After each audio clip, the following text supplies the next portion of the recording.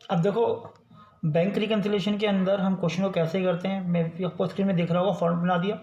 आपको गिवन क्या क्वेश्चन के अंदर, कैश बुक का डेबिट बैलेंस गिवन है आपको 1,54,300।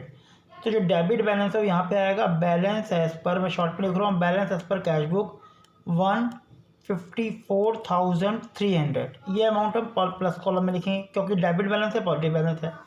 अब देखो बेटा, एंट्री की जो हमें लिखा था, रीजन जो दिखाते हैं कैसे दिखाते हैं। फर्स्ट पॉइंट देखो क्या लिखा हुआ है, cheque deposit but not yet credited by bank, कि आपने चेक जमा कराया है लेकिन बैंक में क्रेडिट नहीं हुआ। अब इसकी एक्चुअल एंट्री क्या हुई, अगर आपने चेक जमा कराया, देखो लेफ्ट हैंड साइड को, ये मेरी लेफ्ट हैंड साइड है, इसको आप कैश बुक मान लो, और राइट हैंड साइड को पासबुक मान लो, दोनों बराबर हैं। अगर आपने एक चेक बैंक में जमा कराया तो आपने कैश बुक में प्लस कर दिया होगा कि भाई मेरा बैलेंस बैंक का बढ़ गया, लेकिन बैंक में तो जमा नहीं हुआ, बैंक में तो प्लस नहीं हुआ, तो हम इस पोजीशन पे आ गए। अब ये तो आपकी एक्चुअल एंट्री हो गई। अब मैंने कहा रिकनसाइल एंट्री जो होती है वो उस बुक में होती है जिसका बैलेंस गिवन हो। तो क्वेश्चन में देखो ऊपर लिखा हुआ है सबसे पहले कैश बुक का बैलेंस गिवन है, तो अगर मुझे दोनों को इक्वल करना है तो कैश बुक ज़्यादा है और पासबुक कम है, मुझे कैश बुक को कम करना पड़ेगा। अब जो दूसरी एंट्री कर रहा हूँ कम करने की, वही मैं रिकनसाइल के अंदर लिखाऊंगा। तो मैंने क्या करा, इसको कम कर दिया, कम का मतलब माइनस कर दिया। तो इसका मतलब 75,450 जो है वो माइनस कॉलम में आ जाएंगे, 75,450। तो इस तरह से आपको देखना है कि एंट्री का क्या एक्चुअल इफेक्ट है। सेकंड पॉइंट में आते हैं, देखो सेकंड पॉइंट क्या कह रहा है, सेकंड पॉइंट कह रहा है cheque issue but not yet presented for payment. मतलब आपने चेक इशू करा, अब चेक इशू कौन करेगा, बिजनेस करेगा। तो अगर मेरी कंपनी चल रही है और मैंने चेक इशू किया, तो मैंने किसी राम को चेक दिया 50,000 का, तो मैंने क्या, मेरे कैशियर ने क्या किया होगा कि मेरे बैंक का जो बैलेंस है जो कैश बुक में वो 50,000 कम हो गया होगा, लेकिन राम बैंक में नहीं गया पैसा लेने के लिए, तो उसके बाद बैंक का बैलेंस कम नहीं हुआ। तो इसका मतलब पासबुक ऊपर है और कैश बुक नीचे है। अब दूसरी एंट्री आप बेटा किस में करोगे, कैश बुक के अंदर, क्योंकि हम कैश बुक का बैलेंस लेके चल रहे हैं स्टार्टिंग में।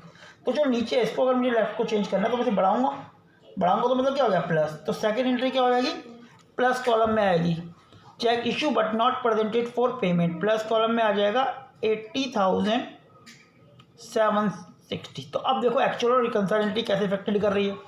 थर्ड पॉइंट में अगर हम आए, bank charges yet not record in the cash book 1135, bank ने चार्जेस लिए। अगर बैंक चार्ज लेगा, ये कैश बुक और ये पासबुक दोनों बराबर थे, बैंक ने अगर चार्ज लिया तो मेरी पासबुक का बैलेंस कम हो गया। क्यों, क्योंकि बैंक ने मेरे अकाउंट में इतना पैसा माइनस कर लिया होगा।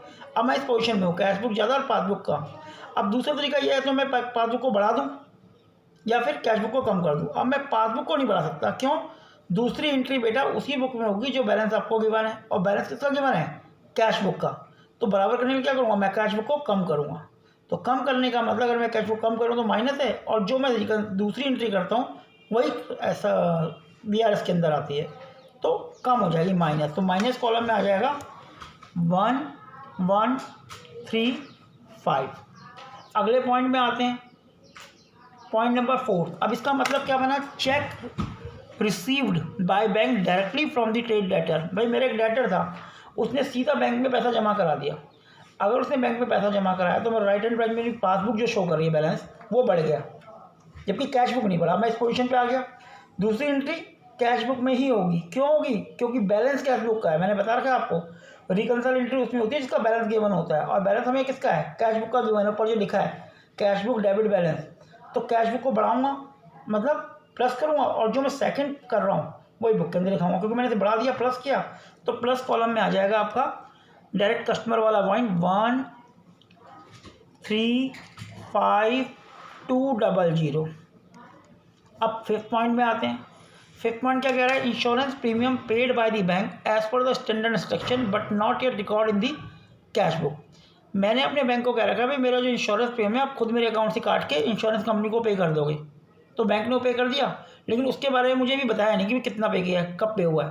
तो उसका इफेक्ट क्या पड़ेगा, बैंक की जो मेरी पासबुक है वो कम हो जाएगी, बैंक का बैलेंस, क्योंकि बैंक ने मेरा इंश्योरेंस पे कर दिया मेरे अकाउंट से, लेकिन मेरे को नहीं पता। तो मेरे कैशियर ने भी माइनस नहीं किया होगा, तो मैं इस पोजीशन में आ गया, कैश ज़्यादा और बैंक का अमाउंट कम।